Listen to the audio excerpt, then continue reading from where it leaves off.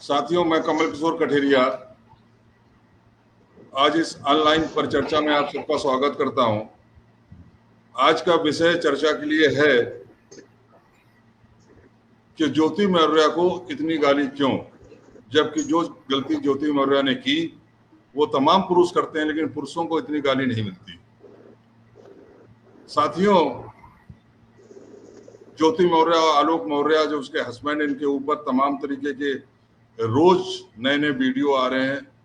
आप social media में लगातार देख रहे होंगे। ये ज्योति मौर्य एक एसडीएम है, पीसीएस अधिकारी है, एसडीएम के पोस्ट पर भर्ती है। और जैसा कि हस्बैंड ने आरोप लगाया है, हस्बैंड जो उसका सफाई कर्मचारी है, और उसने आरोप लगाया कि उसकी पत्नी का एक पुलिस कमांडेंट से अफेयर चल रहा है। उसके बाद उसने तरह तरीके के आरोप लगाए और पूरा समाज, किसी ने भी जो कमांडेंट है जिसका नाम क्या नाम है उसका, मनीष दुबे, उस मनीष दुबे को किसी ने कुछ नहीं बोला, लेकिन सारा समाज जो है इस समय ज्योति मौर्य के पीछे पड़ा हुआ है। तरह तरह के वीडियो, मतलब पूरे नाटक प्ले करके वीडियो बनाए जा रहे हैं कि हाँ, ज्योति मौर्य किस तरीके से गलत है। मैं यहाँ ज्योति मौर्य का बचाव नहीं कर रहा हूँ। मेरा तो ये कहना है, इस परिचर्चा में ये क्वेश्चन उठाना चाह रहा हूँ कि ज्योति मौर्य ने जो गलत किया उसके लिए उसकी बुराई हो रही है, गालियां मिल रही हैं, ठीक है, लेकिन अगर इसी तरीके का काम अगर कोई पुरुष करता है तो उसको समाज उसी तरीके से अपमानित क्यों नहीं करता, उसी तरीके से उसको गाली क्यों नहीं देता है। आपको मैं कई एक उदाहरण दूंगा, जैसे कि फिल्म स्टार धर्मेंद्र का उदाहरण है, जो 23 साल तक अपनी पहली पत्नी के साथ खुशहाल जिंदगी जिए। उनके संघर्ष में उनकी पहली पत्नी ने पूरा साथ दिया, 4 बच्चे उनके हुए, और सन 80 में जब वो बड़े स्टार बन गए तब हेमा मालिनी से उन्होंने शादी कर ली। पहली पत्नी को छोड़ने की तो हिम्मत नहीं हुई, क्योंकि उनके बेटे भी बड़े हो चुके थे और वो भी फिल्मों में सफल हो रहे थे, लेकिन उन्होंने उसका दूसरा रास्ता अपनाया। उन्होंने शादी करने के लिए इस्लाम अपना लिया और हेमा मालिनी से शादी करके बाद में पुनः वो हिंदू धर्म में आ गए। क्या सोचिए कि उनकी पहली पत्नी पर क्या गुजरी होगी, जिसने धर्मेंद्र के संघर्ष में उसका साथ दिया। उस पत्नी पर क्या गुजरी, उसकी पहली पत्नी से जो बच्चे हैं, सनी देओल, बॉबी देओल और उनकी जो बहनें, उन पर क्या गुजरी होगी। ऐसे एक दूसरा बड़ा उदाहरण है रामविलास पासवान का। रामविलास पासवान ने भी कि बचपन में शादी हो गई थी, उनकी पत्नी कम पढ़ी लिखी थी, हो सकता अनपढ़ हो, बहरहाल वो गांव की थी। नेता बने, उनके नेता बनने के या स्कूल कॉलेज की पढ़ाई दौरान उनकी पत्नी ने हर तरीके की उनकी अपनी जिम्मेदारियां निभाई, कभी उनके रास्ते में रोड़ा नहीं बनी, कांटा नहीं बनी। और जब वो बड़े नेता बन गए लगभग 23-24 साल बाद, तब उन्होंने एक रीना शर्मा नाम की लेडी से शादी कर ली, जो एयर होस्टेस थी और हवाई जहाज में उनकी जान पहचान हुई थी। जो संघर्ष उनकी पहली पत्नी ने किया था और पति के सफल होने के बाद जो फायदा, जो फैसिलिटी, जो सुख सुविधाएं पहली पत्नी और उसके बच्चों को मिलना चाहता वो उसे नहीं मिली। वो आज भी अपनी बेटियों के साथ गरीबी की जिंदगी जी रही है अपने गांव में। ऐसे तमाम उदाहरण आपको आसपास मिल जाएंगे।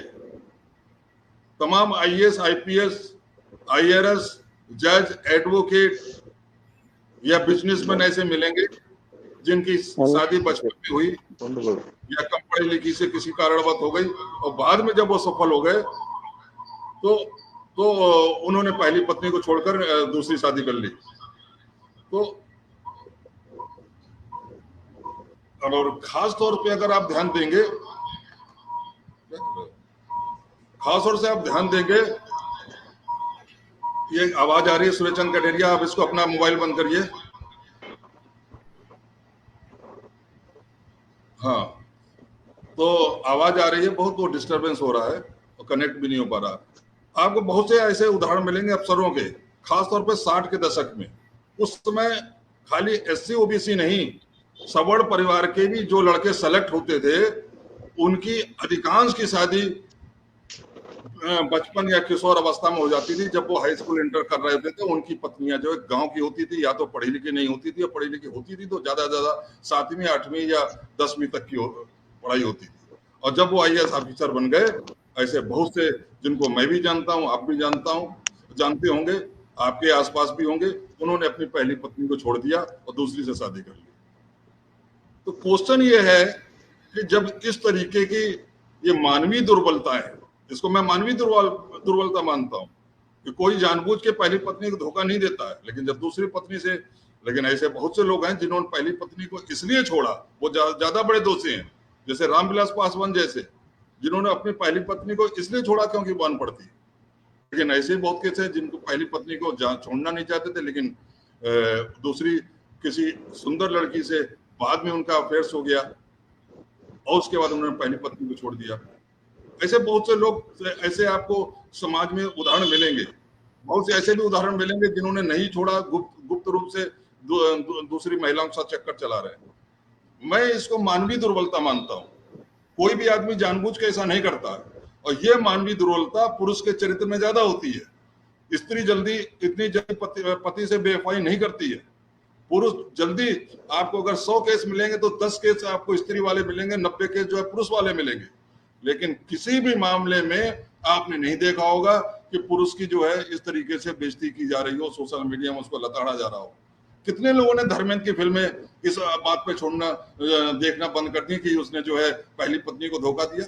कितने लोग रामविलास पासवान से अलग हो गए, विमुख हो गए कि उसने पहली पत्नी को छोड़कर के दूसरी से शादी करी। और कितने लोग आपके अपने जिंदगी में हैं जिनसे आप रोजमर्रा मिलते हैं, आपको मालूम है उसका दूसरी पहली पत्नी को धोखा दिया, या पहली पत्नी को धोखा देकर किसी और के साथ जिंदगी के मजे लूट रहा है, उसके साथ आपने मिलना जुलना बंद कर दिया। तो ये आखिर ये दोहरा चरित्र आपका क्यों है? मैं ऐसे सारे लोगों से ये प्रश्न पूछना चाह रहा हूं कि ऐसा दोहरा चरित्र क्यों? पुरुष करे तो रासलीला और स्त्री करे तो करेक्टर ढीला। अगर ज्योति मौर्य ने गलत किया है, उसको आप जो है सजा दे रहे हैं, तो वो जो है आप मनीष दुबे को दीजिए, और आप इस तरीके जो लोग भी आपके संपर्क में हैं तो वो उनको भी दीजिए। लेकिन आप जो है ऐसा कुछ नहीं कर रहे हैं।